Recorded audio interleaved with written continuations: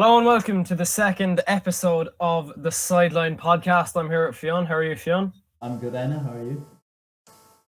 I'm not too bad. We actually recorded this already, but it got cut off. So that's not very ideal for us at the moment. We're going to take this episode to talk about Manchester United and how they are edging ever closer to a possible Premier League title. The game tomorrow. They have a game in hand on Liverpool tomorrow against Burnley, and which should really be the 3 points, Fionn. But It should be. hopefully that will shoot us up onto the top spot. Although, how hard will it be to stay there? Do you think? I think it'll be hard. Obviously, Liverpool, although they're not under the greatest form, they'll bounce back. You look at Klopp, you look at the team they have. That soon enough they would bounce back, and so I just think it's going to be tough. Ole will have to keep the team playing the way they're playing, winning games, trying to just do the best he can. Yeah, you see, on that now,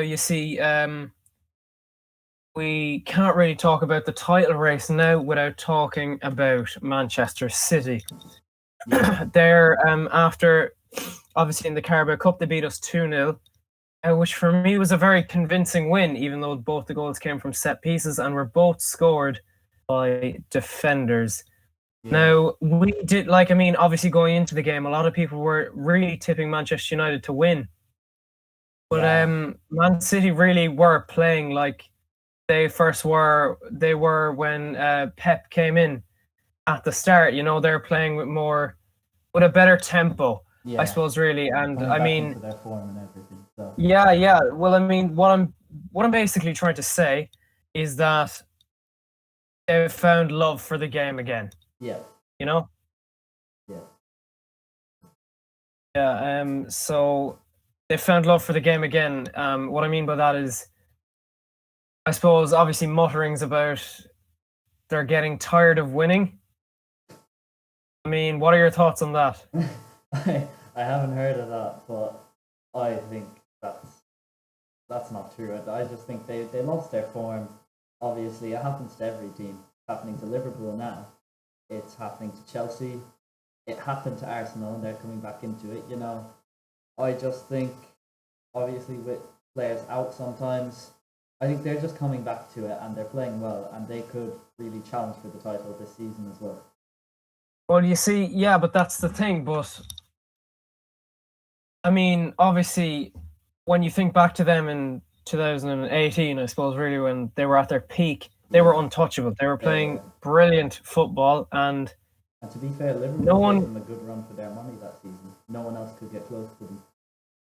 That's true. Liverpool gave but look at the tables have turned. They've lost it, and it happens to every team. It happens to every team to hold the trophy for 2 seasons in a row. It's always the season after it. It's always it's hard to keep it up to maintain that title.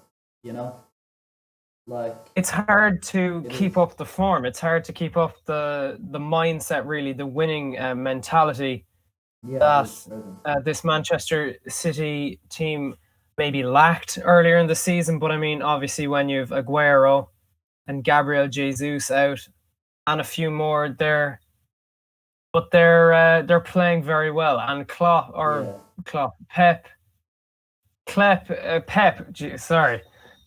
seems to be very impressed by the way that they are playing and the way that they've improved and they've bounced back.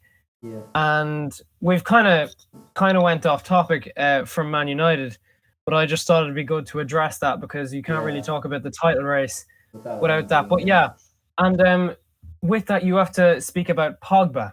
Pogba's been playing well, and you feel like if he did play well, then he could catapult us up to the top of the league, Yeah, I think as well, because I think we won't sell him till the summer if we're going to sell him. I reckon this summer he's gone. But I think that's the reason as well he's playing with the team and he's playing well. Could be because they've agreed to sell him in the summer if he just plays well for the rest of the season, sees it out. But you look at it, like, the past few games, Bruno's been kind of out of it, but he can always manage to get something out of nothing, even when he's playing terrible. Just that one crucial pass, like against Wolves. But to Rashford, and Yeah, that's they got the winner. But, yeah, that's a good example, actually. But the problem with Paul Pogba is that obviously every player has their inconsistencies. Oh yeah. But Paul Pogba is one of the best players in the world.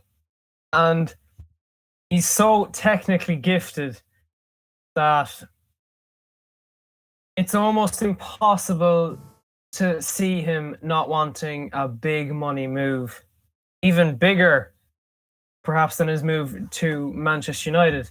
Yeah. Do you think that he could do better at a club like PSG or Juventus? I see him fitting into the PSG team very well because the PSG team, they have a really strong attack. Their defense is good, and their midfield's all right. Like it's okay. If you put Pogba in that midfield, that is playmaking for Mbappe and Neymar. Like with Pogba in that PSG team, They'd be unstoppable. that could be a Champions League winning team for PSG, considering they got to the final last year. You put Pogba in that team, I mean, you have to understand that when I think of Pochettino and these midfielders maybe struggling for a bit of consistency, you only have to think as far as Dele Alli, who came from the English third division, and Pocha turned him into one of the Premier League's golden boys. Yeah. He can turn people like Harry Kane, Heung-min Son into these beasts, really these unstoppable players, and he can get the best out of every player. Which he can. He's an unbelievable coach, and I feel like he's a coach and he connects to the players. He's not just he connects with the players in a great way. Yeah, he does. Life, that he connects with them. They know what's going on. If they ever need to speak to Poch about anything, the players know they can.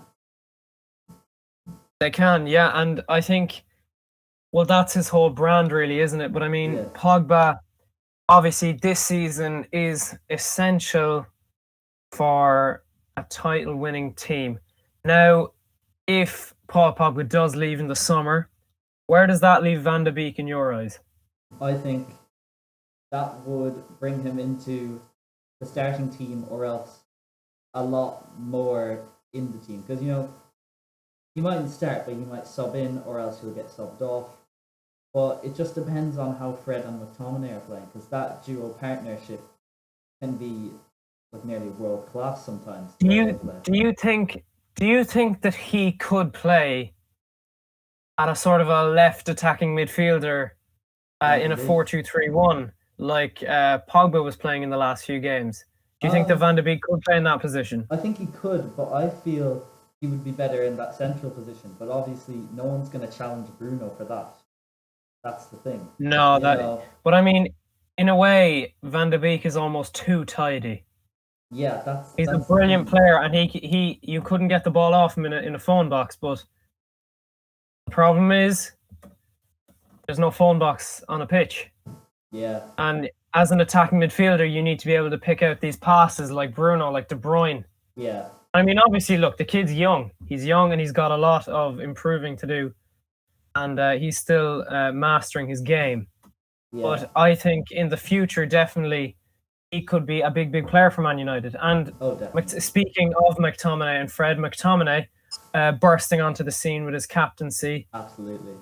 Against Watford quickly before we finish up. What are your thoughts on that? He scored a goal. He played very well. What are your thoughts on Scott McTominay, his form at the moment? He played very well defensively, spreading the ball through all the time. He controlled the midfield. He just played great. He showed how much of a captain he can be. And obviously, I don't think he'd ever challenge Maguire for that captaincy.